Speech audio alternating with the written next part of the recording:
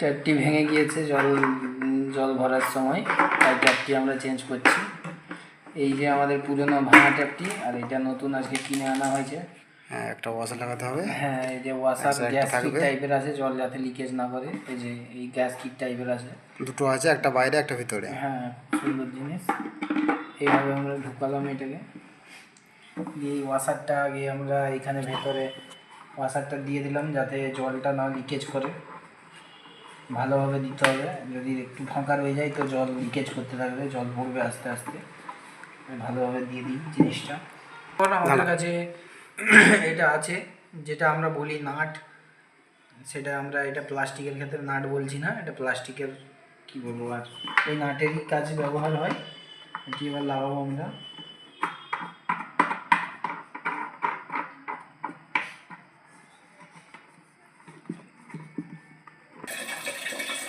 এই যে আমরা জল ভরছি, দেখা যাক ট্যাপ থেকে কোনো জল লিকেজ হচ্ছে নাকি।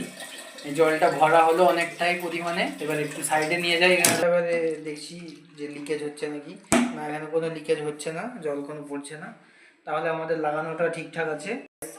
লাইক করবেন।